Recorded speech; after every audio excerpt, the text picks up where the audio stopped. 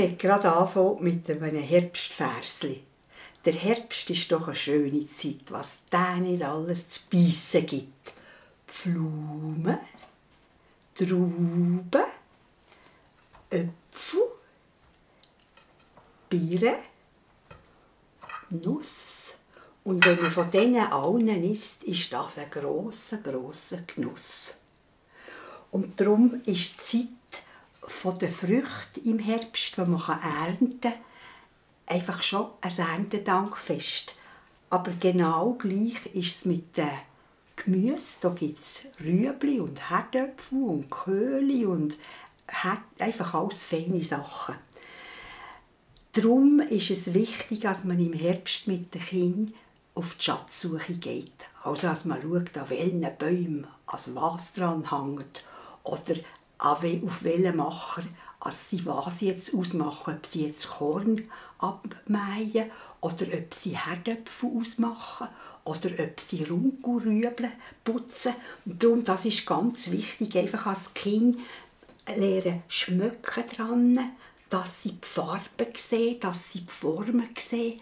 Darum ist das so eine schöne Zeit, der Herbst. Und für die Kinder ist es eben spannend, dass nach dem Sommer ist ja noch eine Übergangszeit, so Spätsommer oder die sagen Altweibersommer. Da ist es tut sich alles verfärben. Da werden Blättchen rot und gelb und braun. Es ist noch lieblich, aber plötzlich kommt dann der Herbst und dann kommt Wind und es wird kühler und es kommt Nebel. Und manchmal sieht man auch wunderschöne Spinnennetze und die haben dann manchmal noch ein bisschen Tau dran. Also das kann man sehr gut beobachten im Herbst. Es ist einfach für die Kinder eine ganz tolle Zeit. Der Herbst ist doch eine schöne Zeit. Was da nicht alles zu beißen gibt, haben wir vorhin gesehen mit allen Früchten. Aber es gibt noch viel mehr. Es gibt Kürbisse in jeder Form, in jeder Farbe. Grün, rot, weiß, gescheckt, rund, lang, alle Sorten. Das ist für die Kinder ganz spannend. Und wenn man nachher noch Kürbissuppe machen kann daraus, dann gibt es ein Kürbissuppenfest.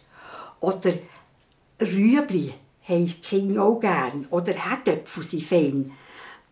Oder Nüsse. Dann gibt es aber auch Laterne, die kann man nicht essen. Es gibt auch viele Sachen im Herbst, die man nicht essen kann, die aber schön sind. Ich habe hier so Maispuppen mitgebracht. Und die macht man aus Maisblättern. Aber man hat früher auch aus Ähri gemacht und aus den Ähri-Stängeln, aus dem Korn. Und die Verehrung von der Kornmutter oder von der Maismutter, die ist ganz alt. Das haben schon die Ägypter gemacht. Und bei den Griechen hat die Kornmutter Demeter geheissen. Und bei uns ist Maria eigentlich die Chefin von den feinen Kräutchen. Also, im Herbst gibt es auch ganz viele Kräutchen, die man schon durch den Sommer brauchen konnte. Man kann sie aber auch deren, also Peterli oder Schnittlich oder Basilikum. Einfach, dass man die mitnehmen kann im Winter und dann wieder den Sommer spüren, wenn man sie in die Suppe tut. Man kann sie auch eingefrieren. Wenn man also Eiswürfel nimmt und die rein tut, dann kann man die auch in die Suppe tun. Kann man gerade so viel nehmen, wie man will. Die Kinder finden das ganz spannend.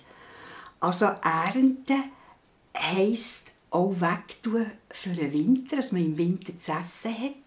Und in allen Kulturen rund um die Welt hat man eben Erntedankfest gefeiert, weil man froh ist, wenn man so einen reichen Segen hat und von dem nachher kann essen oder für Tierchen wegtun, das Heu oder eben Runkelrüben, für dass man als Tier das dann haben.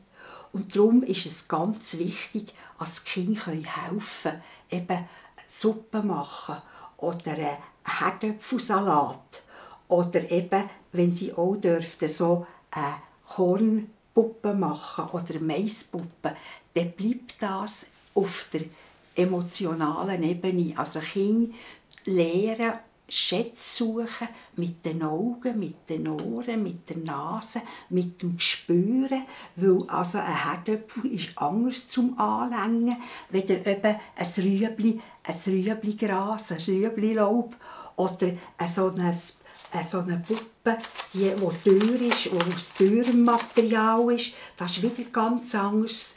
Und das alles kann man im Herbst machen als Schatzsuche. Dann ist wichtig, dass man zum Beispiel auch Drachen bastelt und die fliegen im Herbstwind. Das ist auch so spannend, als das dreht. Das wissen ganz viele Kinder nicht. Und man kann am Drachen im Himmel auch einen Brief schreiben. Also wenn man auf ein Zettel schreibt und das auf die Schnur vom Drachen legt und eine gute Luft ist, das haben wir als Kinder aber gemacht, dann macht es und das geht gerade in den Himmel. Ausprobieren. Ich wünsche einen schönen Herbst.